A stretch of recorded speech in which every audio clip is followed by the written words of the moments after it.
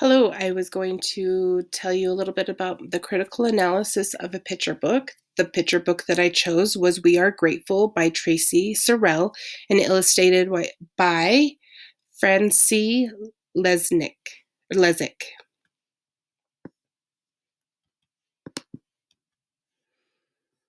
The first impression, of course, I look at the cover, the book illustrations, the book size, the font. I look at all those different aspects.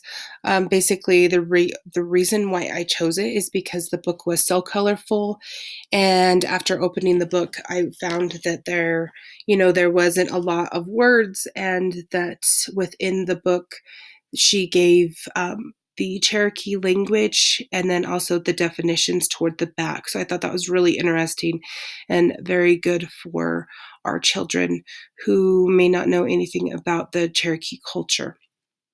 So that was one of the reasons why I chose the book, and that it was just seemed like a fun book. The educational elements there are, of course, it's an informative book. It's just kind of a day in the life of Cherokee people. And the learning objective is basically just to get children aware of different cultures and, not as, scared if they see somebody different that they're not going to notice. They're basically going to see key points in their lives that the Cherokee people also do.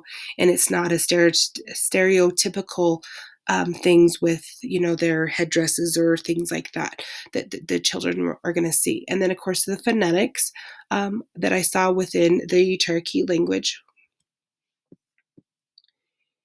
And then the illustration elements, of course, they're so vibrant in their color. These pictures can actually probably tell a story of what is going on just as good as the words. And so, therefore, yes, I do think they're important and they should be left in the book. And the layout style, most of the pages are a 2-page end-to-end layout. So, but this one actually on the left, these photographs are a 2-page layout, but they actually have 3 different photos within, and they do have a little bit of the white lines around the edges toward the edge of the book. So, I felt that it was important to have these. They were, things within those different seasons, but didn't show as an importance within the book. That's why they were just the 1-page layout rather than the 2-page, because the illustrator does paint with and she does make them in the 2-page layout form. She does make them be like almost like a painting that you can actually, I believe, in some of my research, you can actually purchase some of these images as your art. So yes, I do believe that it was important. It does add meaning and importance to the book to be able to have the illustrations like this. The book elements, of course, you have your illustrations and your words, your descriptive words, your covers, your pages, your layouts, all that kind of stuff. But within those things, your illustrations, are they taking away from the book or are they adding to the book? Your words descriptions, are they hard for kids, or is it going to, I thought it would be fun because it's only one word that they're learning per page or every other page. And then, so I thought that could be fun and interesting for the kids to learn a new word, whether they thought, one of the words is strawberries, for instance, where they thought that was funny, or it sounded funny, or, it just caught their eye that they were going to remember it and repeat it. The book element, for a younger reader, it's not too very long. It's only 27, 28 pages, something like that. And the size is about a 10 by 10. So it's good to hold in your hand as a teacher if you were wanting to read aloud, or also for the children to just be able to sit at a carpet area or in a library area and be able to read it themselves. The story elements, I looked at the characters, the plot, the dialogue, the theme, the mood, and it really doesn't. It has characters, so the characters are basically the community members within the tribe, and the plot is basically just within their culture and within their tribal community as well, and it's just depicting different bits and pieces of their culture and what they do kind of on the day to day in the dialogue part of it. So and then the theme, of course, it actually started out as it's a theme book of seasons. So what the Cherokee people do throughout the season, but it's, you could probably label it more as a cultural theme, and that the mood is very relaxed. It's nothing like too upbeat.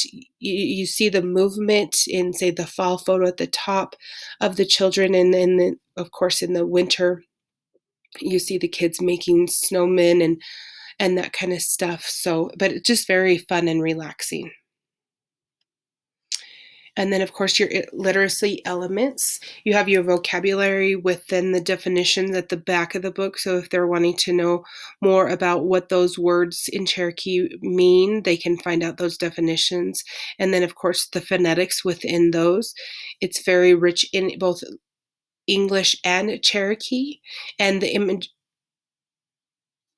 also the style of the book, the like I said, the Cherokee word and the definition and the pronunciation of it in English is also in a different font throughout, so it's easily picked out.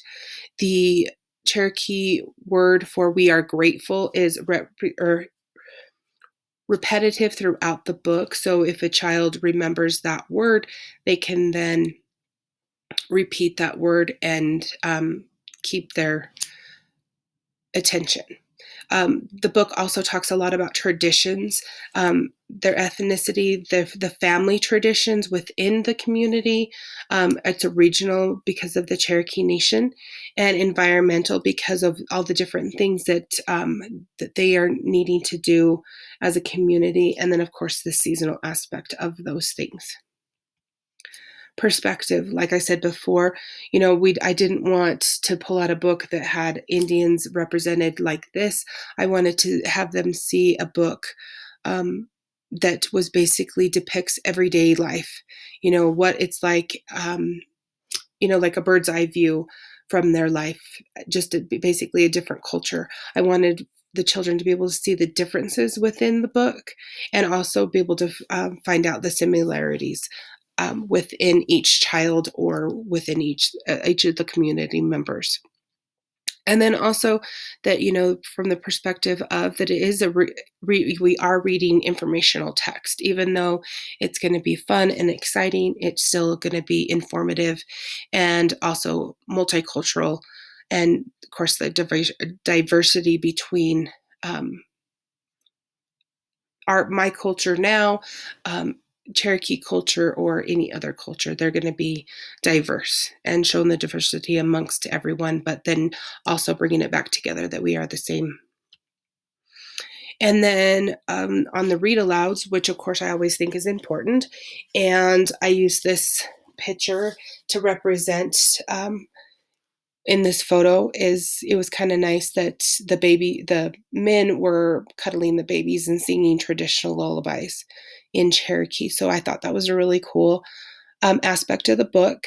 The read aloud, like I said, the paintings are very eye catching. It's very relatable. It's very comforting. Just in this photo alone, you see the girl just sitting there relaxing and the baby relaxing in her dad's arms. And then it's just very simple. The tone of the story is very calm and relaxing. And then, emotional. If you, at this point, you sing a little bit of a lullaby along with the book if you wanted to. And so I thought that this was a perfect book for a great read aloud. And of course, these are all of her awards that she's received, either as the author or Francie as the illustrator, since the book was published in 2018. And the first one that I picked out just to kind of look, it was Folk Tales and Traditions, the Cyber Honor Book Award. And so she's received a lot of awards. And then throughout, just the Cherokee culture has also recognized the book as being very important and basically non-judgmental, and just, they really enjoy it, that they're not picking apart their culture. They're just kind of